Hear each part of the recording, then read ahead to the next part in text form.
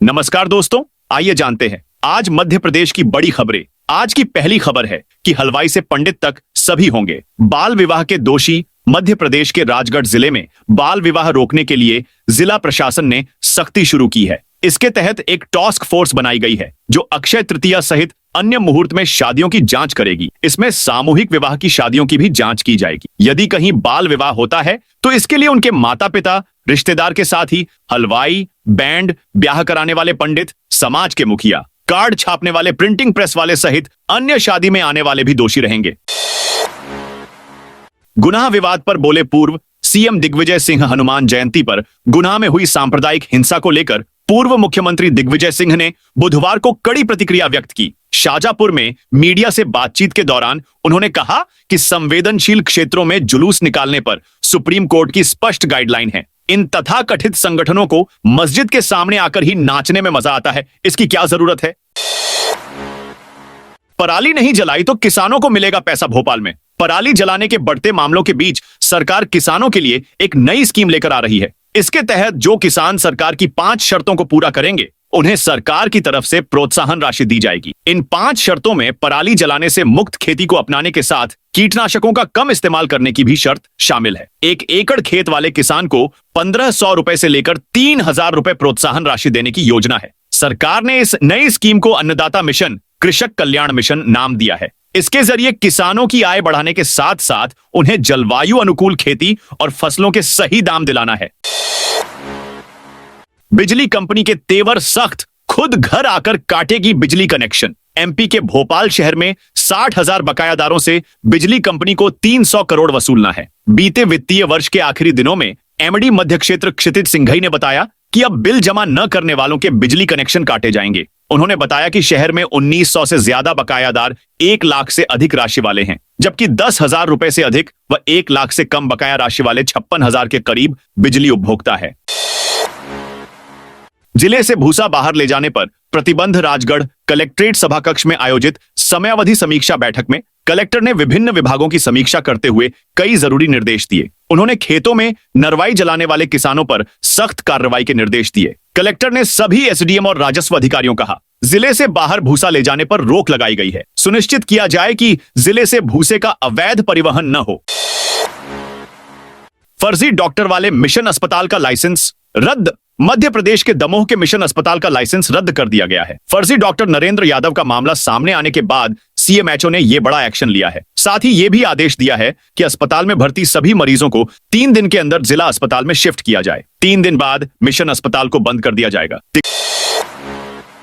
दिग्विजय सिंह की बड़ी मुश्किलें। 14 फरवरी 1997 को हुई कांग्रेस नेत्री सरला मिश्रा की मौत की फाइल 28 साल बाद फिर से खुलने जा रही है। सरला के भाई अनुराग मिश्रा की गुहार के बाद भोपाल कोर्ट ने फाइल को खोलने के आदेश दिए। जस्टिस पलक राय की कोर्ट ने माना कि जांच सही से नहीं हुई थी। कोर्ट ने पुलिस को फिर से जांच कर रिपोर्ट पेश करने का आदेश दिया। अनुराग ने पुरानी जांच पर सवाल उठाते हुए तत्कालीन सीएम दिग्विजय सिंह पर गंभीर आरोप लगाए हैं। इससे दिग्विजय की मुश्किलें बढ़ सकती हैं।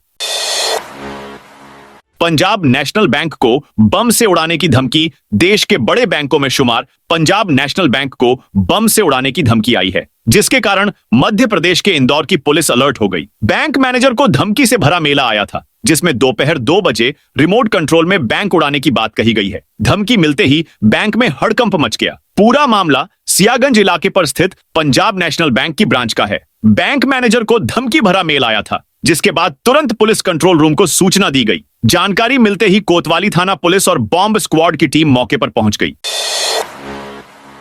एमपी में बंद हो जाएंगी 200 लो फ्लोर बसें। राजधानी भोपाल में पब्लिक ट्रांसपोर्ट का एकमात्र जरिया भोपाल सिटी लिंक लिमिटेड की सीएनजी लो फ्लोर बसों को अक्टूबर से बंद करने की तैयारी शुरू हो गई है। इनके बदले ई बसों को सड़कों पर उतारने का दावा है। भोपाल सिटी लिंक लिमिटेड वर्तमान में अपने 4 ठेकेदार के जरिए सीएनजी बसों का संचालन कर रहा है। हाल ही में जबलपुर की मां एसोसिएट नामक कंपनी ने अपने 150 से ज्यादा वाहन डिपो में खड़े कर काम बंद कर दिया है।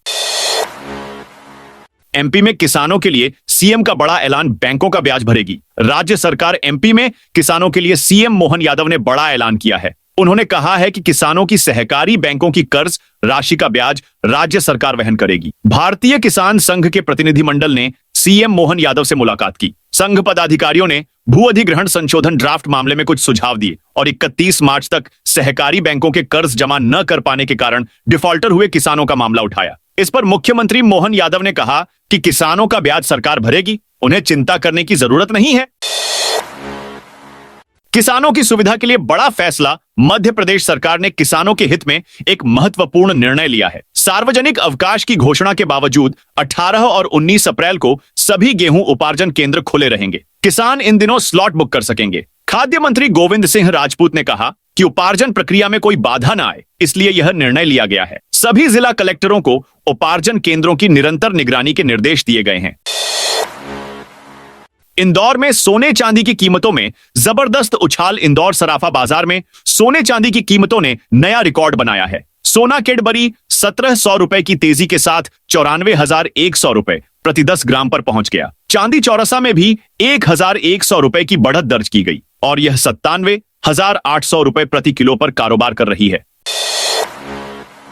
मध्य प्रदेश में बनाए जाएंगे 50,000 तालाब। कटनी के ग्राम कछार गांव बड़ा में वीरांगना रानी अवंतीबाई लोधी की प्रतिमा का अनावरण समारोह पंचायत एवं ग्रामीण विकास मंत्री प्रहलाद पटेल के मुख्य आतिथ्य में हुआ। आयोजित पंच सरपंच सम्मेलन में मंत्री पटेल ने ग्राम पंचायतों के विकास को लेकर सरकार की योजनाओं की जानकारी दी। उन्होंने कहा कि मध्य प्रदेश सरकार ने सभी ग्राम पंचायतों को ई ग्राम पंचायत के रूप में विकसित करने का निर्णय लिया है। इसके अंतर्गत पंचायतों के लिए सुविधायुक्त भवनों का निर्माण प्राथमिकता पर किया जा रहा है। जलगंगा संवर्धन अभियान के तहत प्रदेश में 50,000 खेत तालाब बनाए जाएंगे। 250 एकड़ में बन रहा एमपी का पहला multi modal logistic park. MP के पीथमपुर में बन रहे multi modal logistic park MMLP आधुनिक सुविधाओं वाला बनाया जाएगा। न केवल इसका जुड़ाव रेलवे से होगा, बल्कि एयरपोर्ट तक पहुंचने के लिए सिंगल विंडो सिस्टम होगा, ताकि कस्टम की औपचारिकताएं भी यहीं से पूरी हो जाएं और कंटेनर सीधे जहाज में लोड हो सके। MMLP में उद्योगों के लिए सभी सुविधाएं होगी। पहले चरण में एक 5 सितारा होटल भी बनने जा रहा है।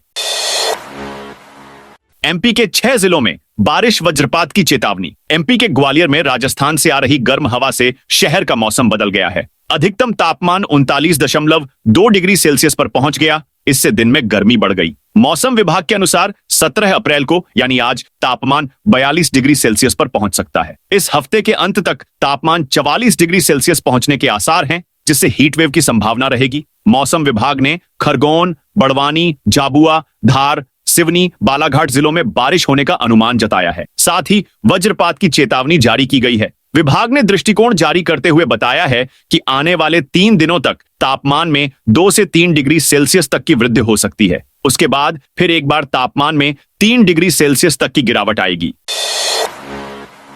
एमपी में अतिथि शिक्षकों के लिए खुशखबरी। मध्य प्रदेश के विश्वविद्यालय व कॉलेजों में सत्र 2025 से 26 से स्नातक पाठ्यक्रमों में नई शिक्षा नीति में अध्यादेश 14.1 लागू किया जा रहा है। पुराने छात्र छात्राओं पर अध्यादेश 14A एवं 14B लागू होगा। उच्च शिक्षा विभाग ने विश्वविद्यालयों ऑर्डिनेंस 14.1 को लागू करने में आने वाली चुनौतियां और संभावनाओं पर सुझाव मांगे हैं। सुझाव तैयार करने के लिए बुधवार को कुलपति प्रो राजकुमार आचार्य ने प्रोफेसरों के साथ बैठक की, जिसमें सभी ने ऑर्डिनेंस 14.1 को लेकर अपने अपने सुझाव दिए। एमपी के बड़े अफसर पर हाईकोर्ट ने लगाया भारी जुर्माना। मध्य प्रदेश के दतिया के तत्कालीन एसपी व वर्तमान में डीआईजी PHQ मयंक अवस्थी की कार्यप्रणाली पर हाईकोर्ट ने टिप्पणी कर कहा कि एक पक्ष को लाभ पहुंचाने दुर्भाग्यपूर्ण तरीके से काम कर रहे थे। वास्तव में इनका रवैया चौंकाने वाला है। एक परिवार ने अपना सदस्य खो दिया, दूसरा पक्ष आजीवन कारावास व मृत्युदंड जैसे केस का सामना कर रहा है। उन्होंने स्वतंत्र व निष्पक्ष जांच के मौलिक अधिकारों का उल्लंघन किया है। मयंक अवस्थी को 1 महीने के भीतर प्रिंसिपल रजिस्ट्रार के यहां 5 लाख रुपए जमा करने होंगे। जो पक्ष केस जीतेगा, राशि उसे दी जाएगी। एमपी में ढाए जाएंगे बिजली लाइन के पास बने मकान दुकान। मध्य प्रदेश में बिजली लाइन के पास बने मकान दुकान ढा दिए जाएंगे। मानव जीवन के लिए घातक साबित होने वाले सभी अनाधिकृत निर्माण तोड़े जाएंगे। राजधानी भोपाल में ही ऐसे सैकड़ों निर्माण जमींदोज किए जाएंगे। Madhya Pradesh power transmission company MP Transco ने बुधवार को इसकी शुरुआत भी कर दी। शारदा नगर नारियल खेड़ा में एक्स्ट्रा हाई टेंशन लाइन के पास के निर्माण को तोड़ दिया गया। यहां से गुजर रही 132 kV Bhopal Lalghati extra high tension line के संपर्क में आने के कारण कुछ दिन पूर्व 2 लोग गंभीर रूप से घायल हो गए थे। इसके बाद MP ट्रांसको के अधिकारियों की उपस्थिति में मकान को ढा दिया गया।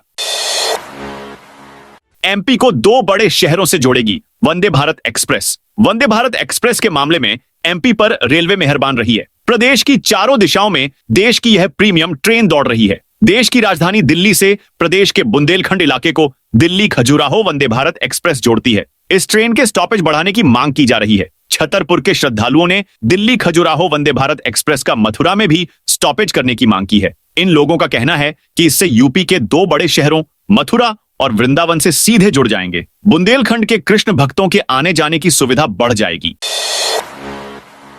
एमपी के इस शहर में लागू होगा 6R फार्मूला। एमपी के भोपाल शहर को स्वच्छ बनाने के लिए केंद्रीय स्वच्छता सर्वेक्षण का पैमाना फिर बदला जा रहा है। भोपाल, इंदौर, ग्वालियर, जबलपुर सहित 5 लाख से ज्यादा आबादी वाले शहरों में अभी रिड्यूस, रीयूज, रिसाइकिल तकनीक के तहत कचरा प्रबंधन किया जा रहा है। भविष्य में इस मॉडल में रिकवर, रीडिजाइन, रीमैन्युफैक्चरिंग फार्मूला जोड़ा जाएगा। सभी नगर निगम को RRR फार्मूले के साथ अब 6R फार्मूला शहरों में लागू करने के निर्देश जारी किए हैं। लाडली बहना के खातों में 23वीं किस्त आई। मध्य प्रदेश की लाडली बहनों के लिए खुश खबर आ गई है। मुख्यमंत्री मोहन यादव ने मंडला में आयोजित कार्यक्रम के दौरान लाडली बहना योजना की हितग्राही महिलाओं के खाते में योजना का पैसा ट्रांसफर कर दिया है। ऐसे में प्रदेश की जिन महिलाओं को योजना की राशि मिलती है वो खाते में अपनी रकम चेक कर सकती हैं। हालांकि अगर अब तक आपके खाते में राशि नहीं पहुंची है तो चिंता की कोई बात नहीं है, कुछ देर में खाते में रकम पहुंच जाएगी। इसके अलावा मोहन यादव मध्य प्रदेश में लोगों के लिए सामाजिक सुरक्षा पेंशन और सिलेंडर रिफिलिंग का पैसा भी लाभार्थियों के खातों में ट्रांसफर किया है। राहुल गांधी के खिलाफ प्रदर्शन किया। कार्यकर्ताओं ने नेशनल हेराल्ड मामले को लेकर दोनों नेताओं के खिलाफ नारेबाजी की और उनका पुतला फूंका। युवा मोर्चा ने पुतला दहन से पहले राजवाड़ा पर उस पुतले की परिक्रमा करवाई। प्रदर्शन के दौरान कार्यकर्ताओं ने राहुल गांधी मुर्दाबाद और राहुल गांधी चोर हैं के नारे लगाए। कार्यकर्ताओं ने कहा कि राहुल गांधी और सोनिया गांधी देश को गुमराह करने का कार्य कर रहे हैं। वहीं पुतले पर चोर मचाए शोर और नेशनल हेराल्ड से जुड़े पोस्टर भी चिपकाए गए। 22 लाख के 150 मोबाइल वापस मिले। सीहोर में 22 लाख के 150 गुम स्मार्टफोन वापस मिल गए हैं। गुरुवार को पुलिस ने 102 फोन मालिकों को वह वापस किए। 48 फोन पहले ही लौटाए जा चुके हैं। साइबर सेल ने 6 महीने तक अभियान चलाया, तब जाकर सफलता हासिल हुई। ये मोबाइल फोन जिले के विभिन्न थाना क्षेत्रों से गुम हुए थे। पीड़ितों ने पुलिस में आवेदन दिए थे। पुलिस अधीक्षक कार्यालय की सभा में फोन वितरण किया गया। छात्रों से लेकर बुजुर्गों तक सभी वर्ग के लोग मौजूद थे। सभी ने पुलिस का आभार जताया। एमपी के 9 शहरों में पारा 40 डिग्री पार। मध्य प्रदेश में ओले, बारिश और आंधी का सिस्टम कमजोर पड़ते ही गर्मी का असर बढ़ गया है। राजधानी भोपाल में धूप से बचने के लिए छाते निकल गए हैं। इंदौर में टेंट के नीचे बारातें निकल रही हैं। मौसम विभाग के मुताबिक मालवा निमाड़ यानी इंदौर उज्जैन संभाग सबसे गर्म है। ग्वालियर, चंबल संभाग में भी गर्म हवाओं ने लोगों की मुश्किलें बढ़ा दी हैं। दोपहर में लोग बेहद जरूरी काम से ही बाहर निकल रहे हैं, इसलिए सड़कें लगभग सूनी हो गईं। मौसम वैज्ञानिक प्रमेंद्र कुमार रैकवार ने बताया, 18 अप्रैल तक तेज गर्मी की संभावना है। इसके बाद तापमान में 2 से 3 डिग्री की गिरावट हो सकती है। जबलपुर में बिना अनुमति चल रहा हॉस्पिटल। जबलपुर जिला प्रशासन ने गुरुवार को बिलहरी क्षेत्र में फर्जी डिग्री और बिना अनुमति के संचालित हो रहे एक अस्पताल पर कार्रवाई की। रांझी एसडीएम आरएस मरावी ने गरुड़ दल के साथ मौके पर छापा मारा। इस दौरान डॉक्टर दिव्यांश सुलखिया द्वारा संचालित सुलखिया हॉस्पिटल को बिना रजिस्ट्रेशन और अनुमति के मरीजों का इलाज करते हुए पाया गया। मौके से एलोपैथिक दवाइयां और इलाज के सबूत मिलने के बाद अस्पताल को तत्काल सील कर दिया गया। भोपाल में ब्रिज के नीचे कब्जों पर चला बुलडोजर। भोपाल के मुबारकपुर चौराहे पर गुरुवार को अतिक्रमण हटाने की बड़ी कार्रवाई की गई। यहां से 1 दर्जन दुकानों को हटाया। हंगामा न हो इसलिए भारी पुलिस बल मौजूद रहा। तहसीलदार नरेंद्र प्रमाण ने बताया कि मुबारकपुर चौराहे पर ब्रिज के नीचे लोगों ने अतिक्रमण कर रखा था। इन्हें हटाने के लिए पहले नोटिस जारी किए गए थे, बावजूद दुकानें नहीं हटाई गई। इसलिए गुरुवार को पुलिस और नगर निगम के अमले के साथ मौके पर पहुंचे। जेसीबी की मदद से अतिक्रमण को हटा दिया गया।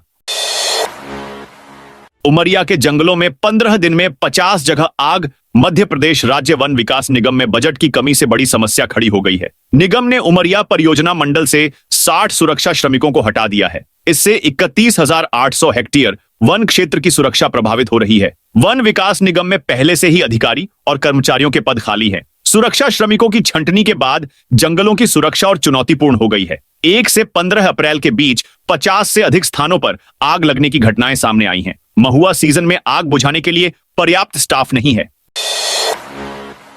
गुना में नरवाई जलाने वाले किसानों पर 15,000 जुर्माना। गुना जिले के आरोन इलाके में नरवाई जलाने वाले किसानों पर कार्रवाई की गई है। एसडीएम ने कार्रवाई करते हुए 6 किसानों पर 15,000 रुपए का जुर्माना लगाया है। तहसीलदार ने खुद क्षेत्र का भ्रमण कर इनको चिन्हित किया था। बता दें कि कलेक्टर किशोर कुमार द्वारा नरवाई जलाने की घटनाओं पर नियंत्रण के लिए दिशा निर्देश जारी किए थे। इन्हीं निर्देशों पर जिले में कार्रवाई शुरू कर दी गई है। आदेशों के अंतर्गत नरवाई में आग लगाने वालों पर 2500 से 15,000 तक का जुर्माना किया जा रहा है।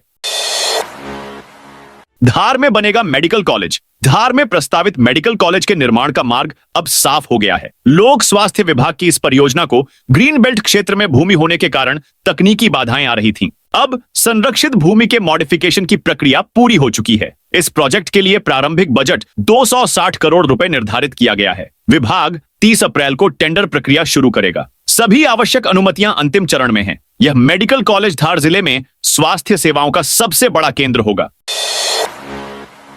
बीआरटीएस को लेकर जारी हो सकता है टेंडर। इंदौर के बीआरटीएस को तोड़ने का टेंडर आज जारी हो सकता है। बीआरटीएस टूटने से नगर निगम को 3,33,07,000 करोड़ की कमाई होगी। हालांकि इसे बनने में 300 करोड़ रुपए लगे थे। करीब 2 महीने का समय इसे हटाने में लगेगा। बीआरटीएस को तोड़ने के साथ ही सेंटर डिवाइडर को बनाने का काम भी शुरू किया जाएगा। 17 करोड़ का यह टेंडर जारी किया जा चुका है। कुछ माह पहले हाईकोर्ट के निर्देश के बाद शहर के बीआरटीएस को हटाने के काम की शुरुआत की गई थी। अधिकारियों द्वारा जहां ट्रैफिक की ज्यादा परेशानी आ रही थी, वहां बीआरटीएस को तोड़ने के काम की शुरुआत कर दी थी। हालांकि यह काम काफी बड़ा है, जिसके लिए इसे तोड़ने के पहले इसका सर्वे करवाया गया और टेंडर प्रक्रिया की जा रही है।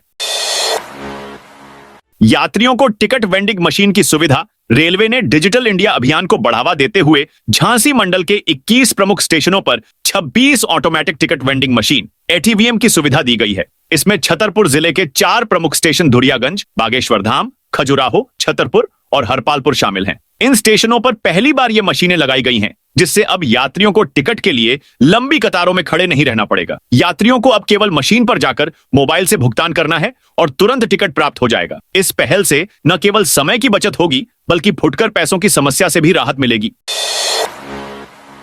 रायसेन में आबकारी विभाग की टीम पर पथराव। रायसेन में बुधवार करीब 4 बजे अवैध शराब के खिलाफ कार्रवाई करने गई आबकारी विभाग की टीम पर हमला हो गया। घटना रायसेन से 5 किलोमीटर दूर ग्राम पठारी की है। इस घटना में आबकारी विभाग की एडीओ सरिता चंदेल को सिर में चोट लगी है। घटना के बाद तुरंत जिला अस्पताल पहुंचाया गया। आबकारी विभाग टीम ने थाना कोतवाली पहुंचकर हमला करने वालों की शिकायत दर्ज कराई, जिस पर थाना कोतवाली पुलिस ने 11 नामजद लोगों पर एफआईआर दर्ज की है, जबकि 4 लोगों को गिरफ्तार किया है।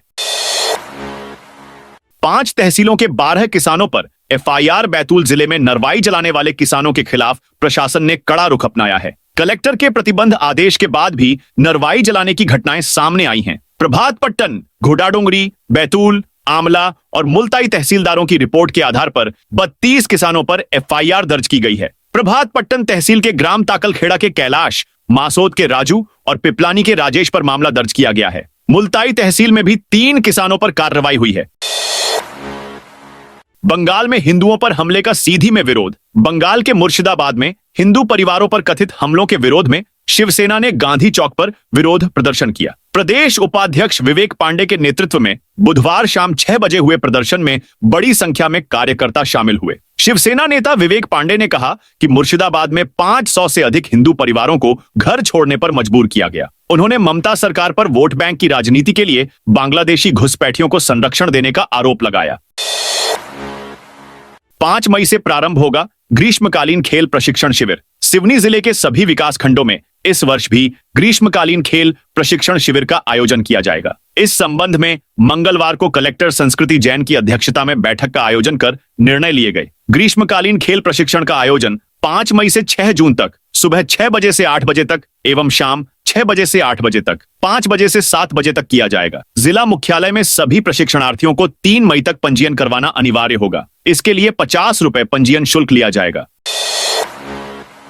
इंदौर से 100 किलोमीटर दूर जाकर किया तेंदुए का रेस्क्यू। तेंदुओं के शिकार की घटनाएं तेजी से बढ़ रही हैं। धामनोद बाघ रेंज के बाद अब खरगोन वन मंडल की कसरावद रेंज में तेंदुए के शिकार की एक और घटना सामने आई है। शिकारियों ने जंगल में 3 स्थानों पर वन्य प्राणियों को पकड़ने के लिए फंदे लगाए थे। इन्हीं में से एक फंदे में मंगलवार रात एक तेंदुआ फंस गया। इसकी जानकारी मिलते ही बुधवार सुबह इंदौर की रेस्क्यू टीम मौके पर पहुंची। 1 घंटे की कड़ी मशक्कत के बाद टीम ने तेंदुए को सुरक्षित पकड़ा। उसे ट्रैंकुलाइज कर बेहोश करने के बाद पशु चिकित्सकों ने उसका इलाज किया। तेंदुए को केवल मामूली चोटें आई थीं, इसीलिए चिकित्सकों ने उसे फिर से जंगल में छोड़ने की अनुमति दी। इसके बाद रेस्क्यू टीम ने बुधवार को तेंदुए को इंदौर से लगे जंगलों में छोड़ दिया। सीमेंट कारोबारी की मौत पर परिवार को मिलेगा 1 करोड़ मुआवजा। 3 साल पहले एक सीमेंट कारोबारी की सड़क दुर्घटना में हुई मौत के मामले में जिला कोर्ट ने इंश्योरेंस कंपनी को आदेश दिया है कि वह परिवार को 97 लाख रुपए दे। यह राशि ब्याज सहित कुल 1.11 करोड़ रुपए बनती है, जिसे 1 माह के भीतर अदा करना होगा। इस केस में कारोबारी द्वारा बीते 4 सालों में नियमित रूप से भरा गया इनकम टैक्स रिटर्न मुआवजे के लिए एक मजबूत आधार बना। तो दोस्तों, यह थी आज मध्य प्रदेश की बड़ी खबरें। आप इस वीडियो को कौन से जिले से देख रहे हैं, उस जिले का नाम कमेंट में लिखें।